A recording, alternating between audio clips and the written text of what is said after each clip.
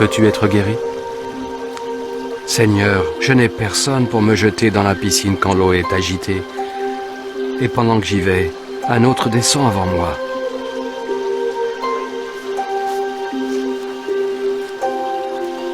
Lève-toi. Prends ton lit et marche.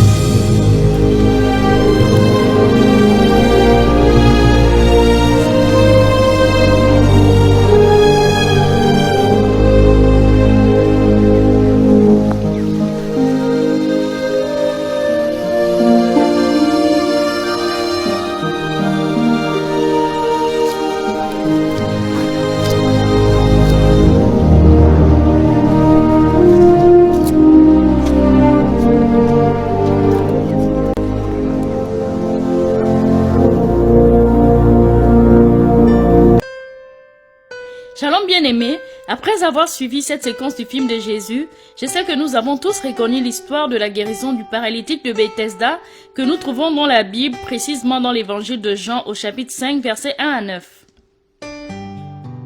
Aujourd'hui bien-aimés, nous parlerons de la foi. Hébreux au chapitre 11, verset 1 définit la foi comme une façon de posséder ce qu'on espère. C'est un moyen d'être sûr des réalités qu'on ne voit pas. Amen. C'est très facile de dire que je suis chrétien ou chrétienne et j'ai la foi lorsque vous êtes en bonne santé. Vous avez un beau mari ou une belle femme. Vous avez des beaux enfants qui étudient bien, réussissent à l'école. Vous avez acheté une nouvelle voiture ou une nouvelle maison, vos affaires marchent. Bref, c'est facile de dire que j'ai la foi lorsque tout va bien. Mais laissez-moi vous dire, mon frère, ma sœur, la véritable foi commence lorsque Dieu ne répond pas. Lorsque rien ne marche.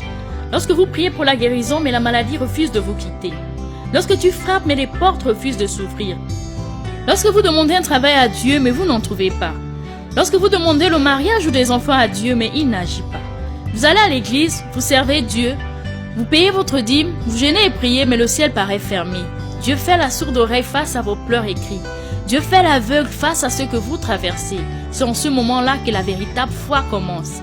Et à cause de cette foi, malgré ce que tu vis en dépit de ce que tu vois comme réalité, tu déclares la parole de Dieu.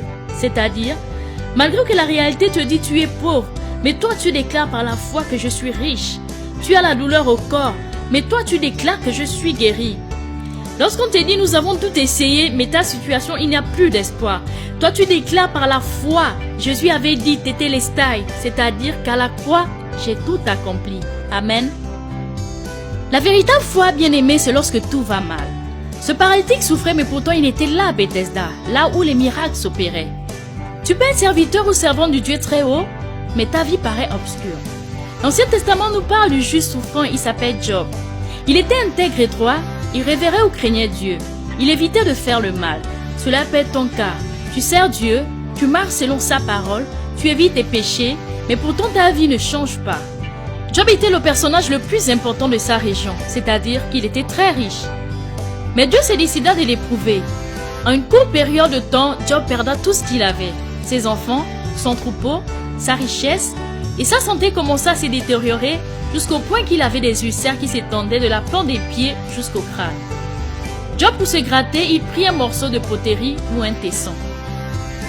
Pendant plusieurs années, le juste et intègre Job souffrait. Et de même, le paralytique de Bethesda souffrait pendant 38 ans, n'ayant personne pour le jeter dans la piscine quand l'eau commença à bouillonner. Mon frère, ma sœur, être à l'église, servir Dieu ou être chrétien ou chrétienne ne veut pas dire que tu es exempté des problèmes de la vie. Amen. Mais dans tout ce que tu peux traverser comme difficulté, aie la foi. Accroche-toi à Dieu. Tu ne comprends pas pourquoi il n'agit pas. Tu ne comprends pas pourquoi il est indifférent. Mais il te dit aujourd'hui, je suis Jéhovah Rapha, le Dieu qui guérit. Job avait tenu bon jusqu'à la fin et il était restauré. Le reste de la vie de Job était béni plus que la première partie. Le paralytique, malgré sa souffrance, il avait toujours la foi qu'il serait guéri un jour. Si une personne qui a souffert pendant 38 ans avait reçu sa guérison, à combien plus forte raison toi qui m'écoutes en ce moment précis. Ne perds pas espoir, ne perds pas la foi, ne te décourage pas, notre Jésus est vivant. Il s'appelle Jéhovah Rapha, le Dieu qui guérit. Bien-aimé, prie avec moi. De la même façon qu'il avait dit au paralytique, eh bien, lève-toi, prends ton lit et marche. Je prie que toute maladie que tu peux avoir dans ton corps, des problèmes dans ton mariage, le manque de boulot, le célibat, le manque d'enfants, la pauvreté, la sécheresse, peu importe ce qui ne marche pas dans ta vie, à cause de ta foi, je prie que ta vie puisse changer comme celle de Job au nom puissant de Jésus. Que tu témoignes comme le paralytique de Bethesda. J'invoque la guérison dans tous les domaines de ta vie au nom puissant de Jésus. Amen. Jéhovah est son nom. Jéhovah est son nom.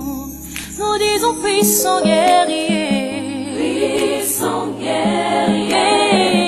Oh, l'exalté Jéhovah est son nom. Nous disons puissant guerrier. Puissant guerrier. Oh, l'exalté Jéhovah est son nom. Oh, El Shaddai est son nom.